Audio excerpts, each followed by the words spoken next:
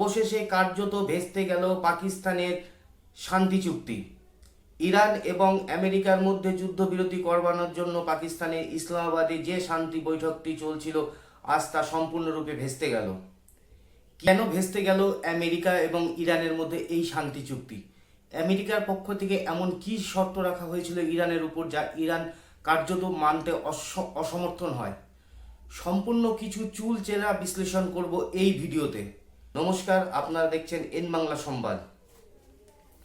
গতকাল পাকিস্তানের ইসলামাবাদে ইরান এবং আমেরিকার সঙ্গে যুদ্ধবিরতি নিয়ে একটি শান্তি বৈঠক আলোচনা হওয়ার কথা ছিল। দীর্ঘ 19 ঘন্টার ম্যারাথন এই আলোচনার মধ্যে দিয়েও কোনো নিষ্পত্তিতে এসে পৌঁছানো গেল না। অবশেষে খালি হাতেই আমেরিকাতে ফেরত যেতে হলো আমেরিকার যে সকল প্রতিনিধিরা যারা ইসলামাবাদে এসেছিলেন ইরানের সঙ্গে শান্তি বৈঠক করতে। এই বৈঠকের পরে অবশ্য আমেরিকার পক্ষ থেকে আমেরিকার প্রেসিডেন্ট দাবি করেছেন যে তারা এই যুদ্ধ জিতে গেছে। পাকিস্তান আশ্বস্ত করেছে সকলকে যে এই বৈঠক এখানেই সমাপ্ত নয়, আবার 15 দিন পরে নতুন করে একটি পাকিস্তানের ইসলামাবাদে বৈঠক হবে। তারা আশাবাদী এই বৈঠকে সম্পূর্ণরূপে এই সমস্যার সমাধান নিষ্পত্তি বেরোবে। জনমূলক উন্নয়নের কাজে এই পরমাণু পরীক্ষা করা, অর্থাৎ এই পরমাণুর মাধ্যম দিয়ে জনসাধারণের জন্য ইলেকট্রিক, বিদ্যুৎ এবং অন্যান্য জিনিসপত্র তৈরি করা হবে। কিন্তু আমেরিকা কোনোভাবেই ইরানকে বিশ্বাস করতে পারছে না যে তারা শান্তি পরমাণু চুক্তির মধ্য দিয়ে যে পরমাণু বোমা তৈরি করবে না, সেই বিষয় নিয়ে আমেরিকা সম্পূর্ণভাবে আশ্বস্ত হতে পারছে না। ইরানের পক্ষ থেকেও আমেরিকার এই দাবির উপর ইরানও আশ্বস্ত রাখতে পারছে না। ইরানের বক্তব্য যে আজকে তারা যদি এই চুক্তিতে, অর্থাৎ পরমাণু নিঃশস্ত্রীকরণ চুক্তিতে যদি ইরানের পক্ষ থেকে সই করা হয়, আমেরিকাকে আশ্বস্ত করতে পারবে যে ইরানের উপর কোনোদিন হামলা হবে না। এই বিষয় নিয়ে ইরান সম্পূর্ণরূপে সন্তুষ্ট নয়, যার ফলে এই চুক্তিতে ইরান সম্মতি জানায়নি।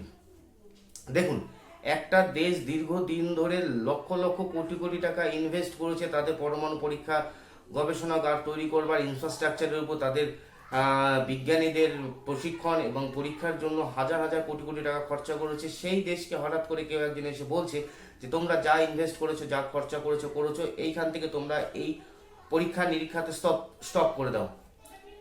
ইরান কোনোভাবেই আমেরিকার এই যুক্তিকে মেনে নিতে পারছে না, যার ফলে ইরান এবং আমেরিকার মধ্যে যে শান্তি চুক্তি হওয়ার কথা ছিল সেই চুক্তিটি আপাতত স্থগিত থাকলো। কিন্তু পাকিস্তানের পক্ষ থেকে আশাবাদী যে না, তারা দুই তরফের সঙ্গেই যোগাযোগ চালিয়ে যাবে এবং আগামী 15 দিন পরে আবার ইসলামাবাদে একটি বৈঠক রয়েছে। সেই বৈঠকে পাকিস্তান আশাবাদী যে এই যুদ্ধের অবশ্যই কিছু না কিছু একটু নিষ্পত্তি বেরোবে।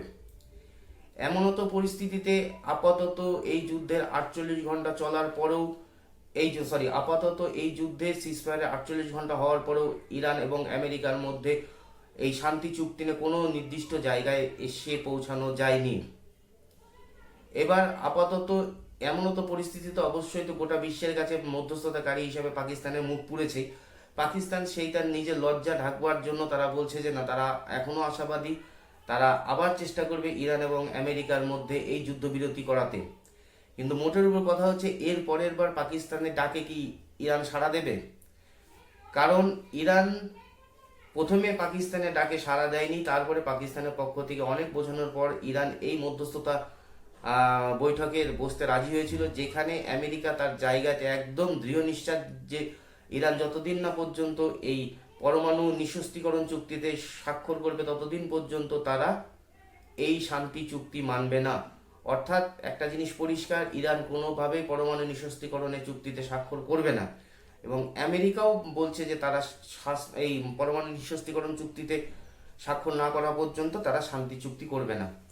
অপরদিকে আমেরিকার প্রেসিডেন্ট ডোনাল্ড ট্রাম্পের পক্ষ থেকে জানানো হয়েছে তারা যে কোনো মূল্যে হরমুজ প্রণালীকে খালি করবেই এবং হরমুজ প্রণালীতে যে সকল অ্যান্টি শিপ যে সিস্টেমগুলো বসানো রয়েছে সেই সিস্টেমগুলোকে সম্পূর্ণরূপে আমেরিকার পক্ষ থেকে ধ্বংস করে দেওয়া হবে। অর্থাৎ হরমুজ প্রণালীতে ইরানের পক্ষ থেকে কিছু মাইন যেটা সমুদ্রের নিচে বসানো হয়েছিল, সেই মাইনের পাশ দিয়ে যখন তৈলবাহী জাহাজ যেত, সেই জাহাজে বিস্ফোরণ হয়ে সেই জাহাজ কার্যত নষ্ট হয়ে যেত। আমেরিকার পক্ষ থেকে দাবি করা হয়েছে সেই মাইনগুলোকে আমেরিকা সম্পূর্ণরূপে ধ্বংস করে দেবে এবং হরমুজ প্রণালীকে সম্পূর্ণ ইরানের কবজামুক্ত করবে।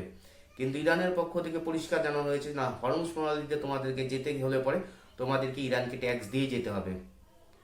এই তো এখন আপাতত এই পরিস্থিতি হয়ে রয়েছে যুদ্ধের। এই পরিস্থিতির উপর আমাদের নজর থাকবে এবং আগামী দিনে আরও নতুন নতুন আপডেট নিয়ে আসবো। যদি আমাদের ভিডিওটি ভালো লেগে থাকে তাহলে অবশ্যই চ্যানেলটিকে সাবস্ক্রাইব করে আমাদের সঙ্গে থাকবেন।